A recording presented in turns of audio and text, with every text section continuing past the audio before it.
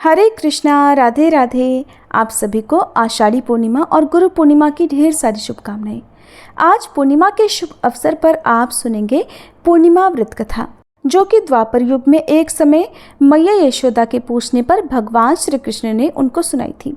इस कथा को सुनने से सुहागिन महिलाओं का सुहाग अखंड रहता है, दाम्पत्य जीवन सुखी रहता है, निसंतानों को संतान सुख मिलता है, कुंवारी कन्याओं को मनचाहा जीवन साथी मिलता है और जिसकी जैसी कामना हो वो कामना भी पूरी हो जाती है। पूर्णिमा की व्रत कथा सुनाने से पहले आज मैं आपको भगवान श्री कृष्ण की एक बहुत ही सुंदर कहानी सुनाऊंगी।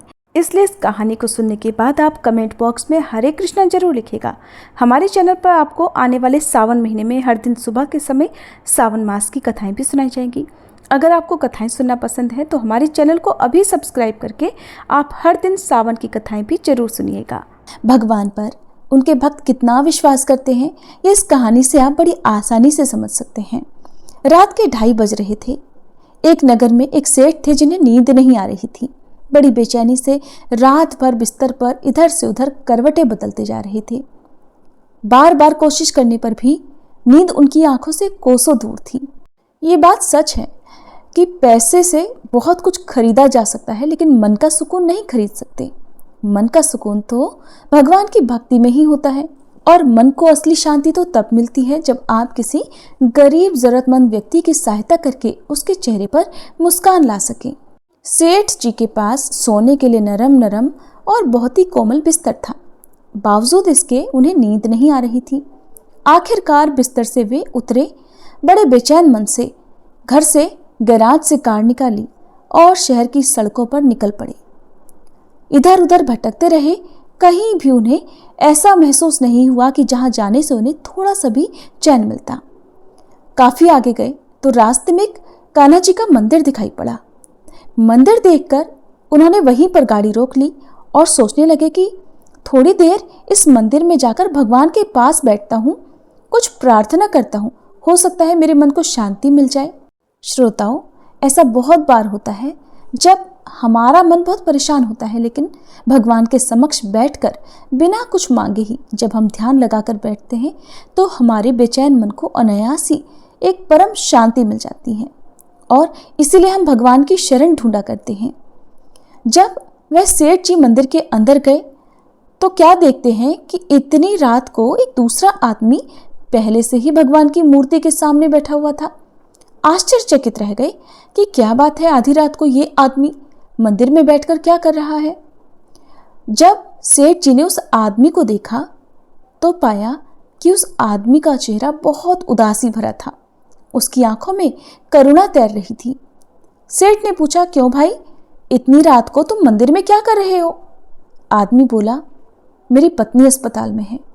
अगर सुबह तक उसका ऑपरेशन नहीं हुआ तो डॉक्टर ने कहा है कि वो मर जाएगी, और मैं बहुत गरीब हूँ। मेरे पास ऑपरेशन कराने के लिए बिल्कुल भी पैसे नहीं हैं। ये बात सुनकर सेठ ने जेब में जितने रुपए थे उस आदमी को दे दिए। रुपए पाकर उस गरीब आदमी के चेहरे पर चमक आ गई थी। उसके मन में विश्वास जाग गया था कि अब वह अपनी पत्नी का ऑपरेशन कराकर उसको बचा सकता है।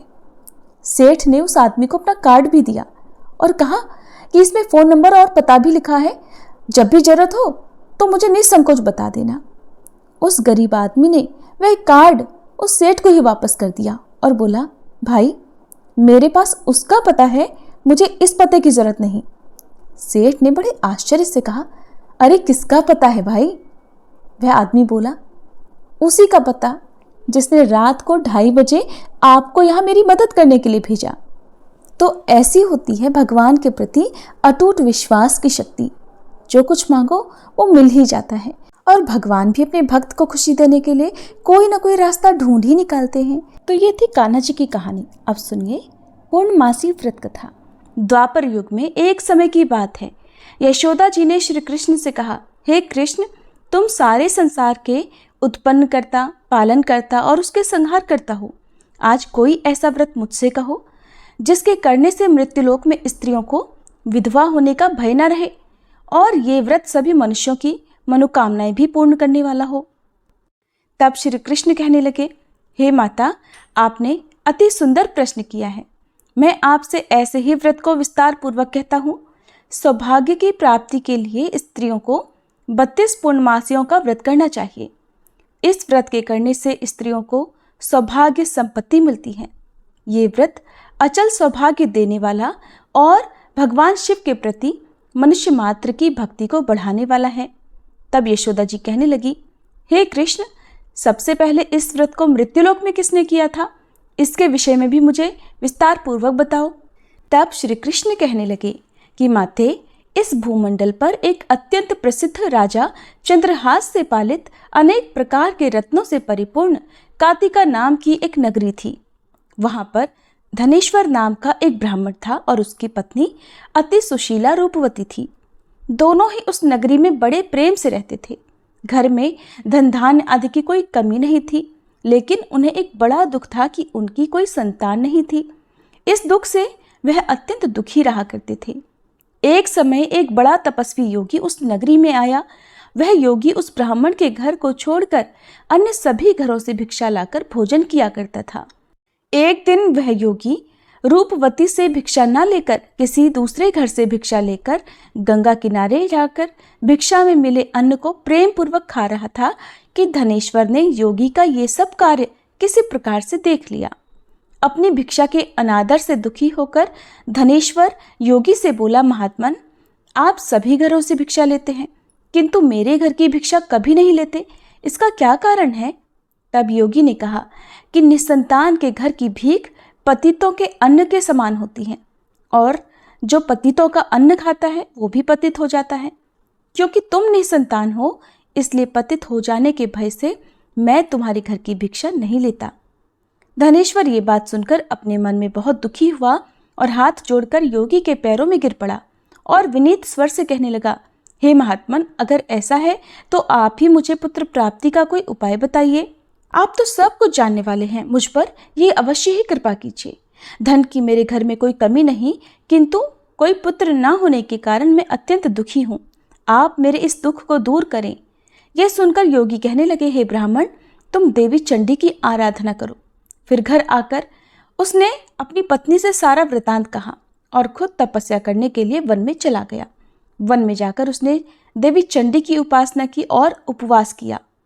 चंडी देवी ने 16वें दिन उसको स्वप्न में दर्शन दिए और कहा, हे धनेश्वर, जा तेरे पुत्र होगा, परंतु वह 16 वर्ष की आयु में ही मृत्यु को प्राप्त हो जाएगा।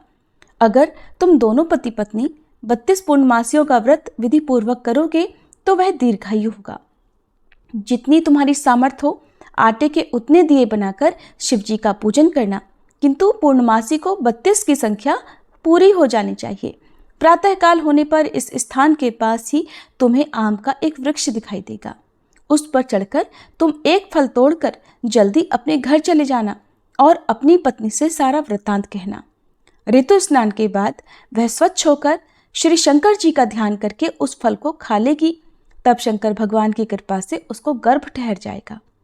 जब वह ब्राह्मण प्रातःकाल उठा तो उसने उस स्थान के पास ही आम का एक वृक्ष देखा जिस पर अत्यंत सुंदर आम का एक फल लगा हुआ था। ब्राह्मण ने उस आम के वृक्ष पर चढ़कर फल को तोड़ने का प्रयास किया, किंतु वृक्ष पर कई बार प्रयास करने पर भी वह नहीं चढ़ पाया। अब तो ब्राह्मण को बड़ी चिंता हुई। तब वह विघ्न विनाशक श्री गणेश जी की वंदना करने लगा कि हे दयानिधे, अपने भक्तों के विघ्नों का नाश करके उनके मंगल कार्य को करने वाले, दुष्टों का नाश करने वाले, रिद्धि सिद्धि के देने वाले, आप मुझ पर कृपा करें। प्रभु, मुझे इतना बल दें कि मैं अपने मनोरथ को पूर्ण कर सकूं। इस प्रकार सच्चे मन से गणेश भगवान की प्रार्थना करने पर वह भगवान की कृपा से वृक्ष पर चढ़ गया। वृक्ष पर से फल तोड़कर उसने घर आकर अपनी पत्नी को वह फल लाकर दे दिया और उसकी पत्नी ने अपने पति के कहे अनुसार उस फल को खा लिया और वह गर्भवती हो गई। देवी चंडी की असीम कृपा से उसे एक अत्यंत सुंदर पुत्र हुआ जिसका नाम उन्होंने देवीदास रखा। माता पिता के हर्ष और शोक के साथ वह बालक शुक्ल पक्ष के चंद्रमा की तरह अपने पिता के घर में बढ़ने लगा। देवी की कृपा से वह बालक बहुत ही सुंदर, सुशील और विद्या में बहुत निपुण हो गया। देवी की आज्ञा अनुसार उसकी माता ने 32 पूर्णमासी का व्रत रखना आरंभ कर दिया जिससे उसका पुत्र बड़ी आयु वाला हो जाए। 16वां वर्ष लगते लगते देवीदास के माता पिता को बड़ी चिंता हो गई कि कहीं उनके पुत्र की इस वर्ष मृत्यु न हो जाए। इसलिए उन्होंने अपने मन में विचार किया कि अगर ये दुर्घटना उनके सामने हो गई तो वे कैसे सहन कर सकेंगे। इसलिए उन्होंने देवीदास के मामा को बुलाया और कहा, हमारी इच्छा है कि देवीदास 1 वर्ष तक काशी में जाकर विद्या अध्ययन करे और उसको तुम अकेला कभी नहीं छोड़ना। इसलिए तुम साथ में जाओ और 1 वर्ष के बाद इसको वापस लौटा लाना। सारा प्रबंध करके उसके माता पिता ने काशी जाने के लिए देवीदास को एक घोड़े पर बिठाया और उसके मामा को उसके साथ कर दिया। किंतु बालक के अल्पायु होने की बात बालक को या उसके मामा को नहीं कही। धनेश्वर ने अपनी पत्नी के साथ मिलकर अपने पुत्र की मंगल कामना और दीर्घायु के लिए देवी भगवती की आराधना और पूर्णमासियों का व्रत आरंभ कर दिया। इस प्रकार बराबर 32 पूर्णमासी का व्रत पूरा किया। कुछ समय बीतने के बाद एक दिन वह दोनों मामा और भांजे रास्ते में रात बिताने के लिए किसी ग्राम में ठहरे हुए थे। उस दिन उस गांव में एक ब्राह्मण की अत्यंत सुंदरी, सुशीला, विदुषी और गुणवती कन्या का विवाह होने वाला था। जिस धर्मशाला के अंदर वर और उसकी बारात ठहरी हुई थी, उसी धर्मशाला में देवीदास और उसके मामा भी ठहरे हुए थे।